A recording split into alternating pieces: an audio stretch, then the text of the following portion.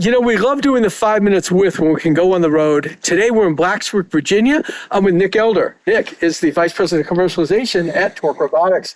You know, we know about Torque mostly from trips we've made to New Mexico where you do a lot of your testing. It really all started here, didn't it? Yeah, it absolutely did. Thanks for stopping by, Alan. Great to have you out here. Yeah, I know you've seen our operations in Albuquerque, but really, Blacksburg, Virginia is really where Torque Robotics got its start way back in 2005. So we've been at this for quite a while. I'd like to maybe walk you through a little bit of what we're doing today, but also how we got here. Let's do it. All right.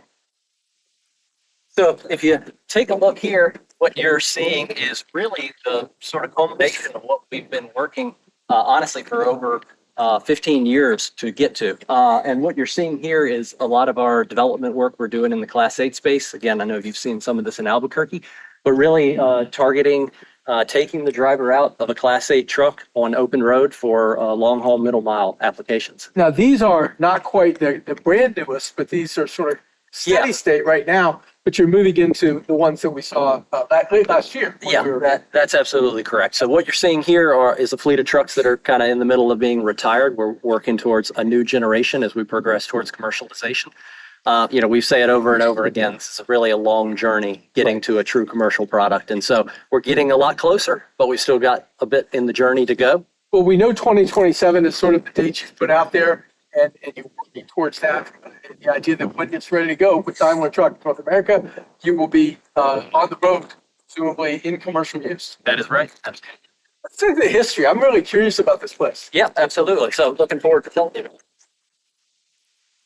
So, Nick, this all really started back in 2007 at the DARPA Urban Challenge. You were sort of the underdog or the third of three companies or entities that finished this defense project with autonomous vehicles. Yeah, that's absolutely right. So, yeah, starting right here, Southwest Virginia, way back in those early 2000 days, really a team of graduate students who had come out of Virginia Tech, really wanted to make a go at doing self-driving technology as a real company.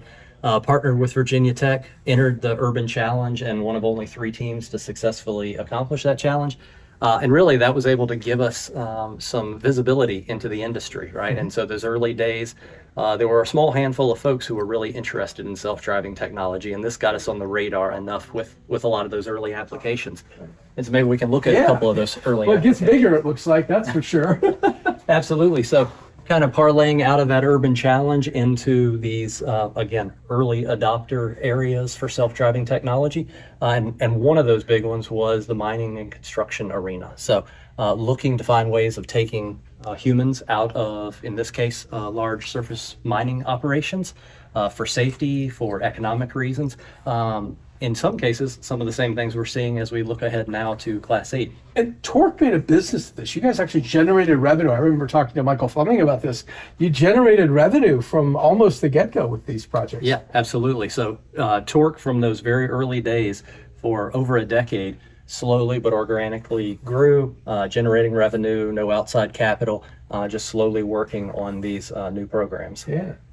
And we're still playing with CAT. Yeah, absolutely. So another really interesting application for unmanned operations was in the construction arena. So again, with a strong partner in Caterpillar, looking to offer solutions where, again, you could take a driver out of harm's way in some cases, or just give them, in this case, better visibility. So this was more of a remote application, not a full autonomous operation. Right, I was going to say, a little bit of teleops with some autonomy blended in. Yeah, absolutely. Very good. Yeah. And then the other really big core area for Torque in those early years was in the defense space. So looking at a lot of different applications, in this case, a lighten the load application, where we were looking to automate systems to carry the load for soldiers out in the field, right? As well as another application that you see here, looking at doing teleoperation for mine clearance vehicles. So again, a lot of early work in these applications, these early self-driving use cases.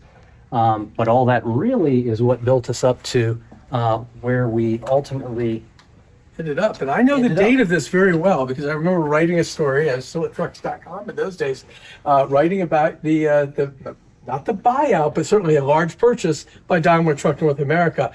And of course, the picture that everybody remembers was Roger Nilsson and Michael Fleming, but there's a lot of other players who are still around. In fact, you see John O'Leary in there in the back, who's now the CEO at Daimler. And of course, your current CEO, Peter von Schmidt. Yep. And others, that we've gotten to know a little bit over time. But this is really where it ended up. Absolutely. And so what's really, I think, really impressive here is a couple of things. One, right, this is the first partnership with an OEM. So as you mentioned, Daimler bought a majority stake in Torque. We're still an independent company, but majority owned by Daimler. But this was that first OEM partnership really coming together to work on commercializing real product. The other thing that you already highlighted here is you look through this photo and you look at several folks who have been around since that very early day, since that Urban Challenge day. They're still with the company now nearly 20 years later, really looking to commercialize this amazing technology. Nick, this has been a blast. I mean, just get a chance to give a quick walkthrough, understand some of the history of Torque, which has a real history. I mean, you've been at this for quite some time, as you point out, and I guess maybe the best is yet to come, right? Absolutely. Can't wait. Thanks so much. Thanks. Appreciate it, Alan. Okay.